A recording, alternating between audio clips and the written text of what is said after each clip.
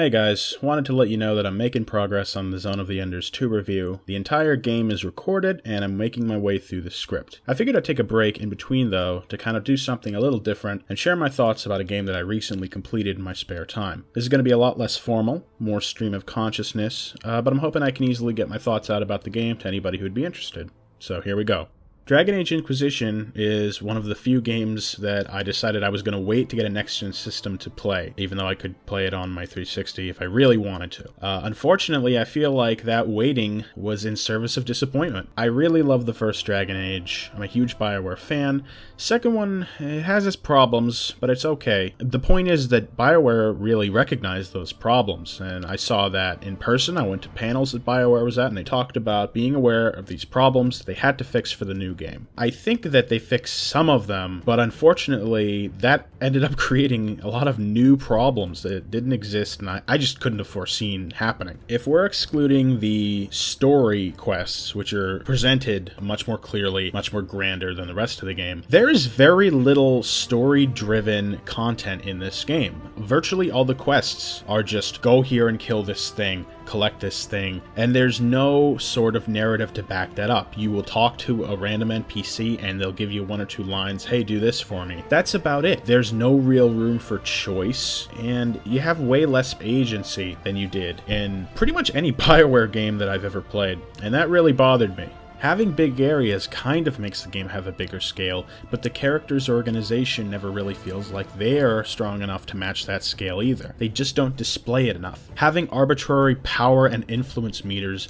doesn't work. You have to show it meaningfully. There's things like the judgments that show it to a degree, but outside of that, there's very little to make you feel powerful, to make your organization truly feel grand and world-shaking. The combat in the game looks very different at first, but as you play, you'll realize that it's undergone very minor changes. I can't say that I ever had to use the top-down tactical mode, and I actually had a lot of trouble getting it to work. The fights seem to go a bit faster, but that's only because they don't have gratuitous waves of mooks like Dragon Age 2. Most of the time you're fighting generic swordsmen, rogues, and mages, and the demons are the only enemies that have any kind of character.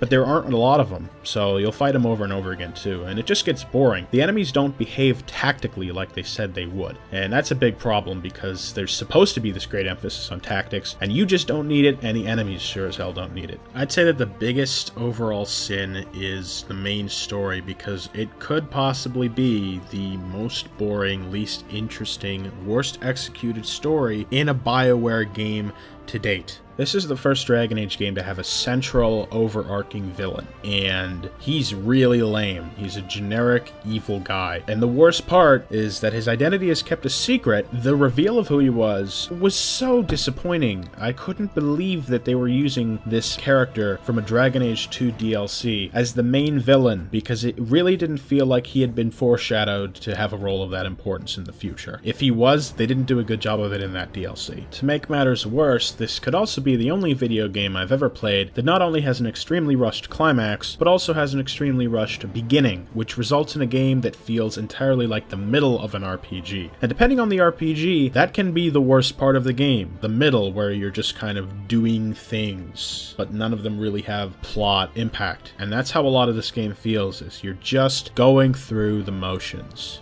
A couple years ago, a bunch of people who claimed to be fans of BioWare petitioned hardcore for BioWare to change the ending of Mass Effect 3, and I thought that was one of the most asinine things ever. But you know what? This game actually has no ending. It feels like the climax was slapped together in 2 days. It almost makes it reasonable to request such a thing from a game company. I don't think I've ever seen anything quite so disappointing as, oh, bad guy is here, go fight him in a lame fight, the game is over. There was no build-up for it. There's no way that it was not rushed. I don't know what they had planned. That could not possibly have been it. Dragon Age 2 was clearly a game that was rushed. It was obvious from the minimal amount of environments and the constant reuse of those environments. This game, however, had maybe twice as much development time as Dragon Age 2, but it feels rushed for completely different reasons. They made a lot of areas, but they didn't make a story. Things don't hang together. That doesn't just apply to the main storyline. I'd say it also applies to many of the companions. They don't feel fully explored. The questing arcs for them are very, very minimal. Dragon Age 2's characters basically had a quest every act, and it worked fairly well. Here,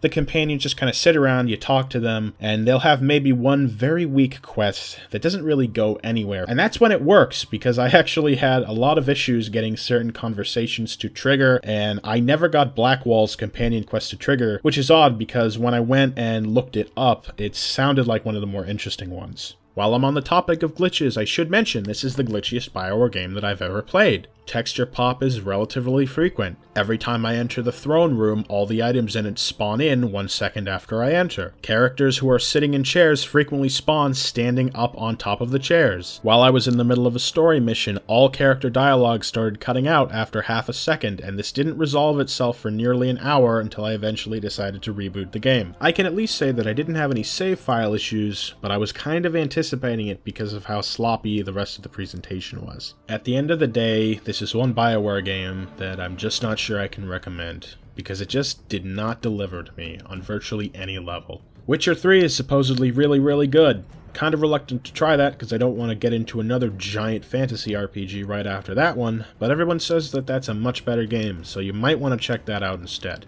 It's hard for me to say what I would rate this game, but if we're going with the numerical 6 out of 10 as average, I think that's what it would have to be. Because for me, this game lacked the fire, it lacked the teeth, it lacked everything that makes me love BioWare's games. And when this is the third in a series, and it's the first game technically entering a new console generation, that's just not where you want to be. I really hope that they're able to improve going forward. I wish the Andromeda team all the luck in the world because I love Mass Effect. But I'm just not sure what I could expect from the Dragon Age team in the future, because twice now I've been offered really mediocre games that leave me pining for a fantastic RPG I experienced about half a decade ago.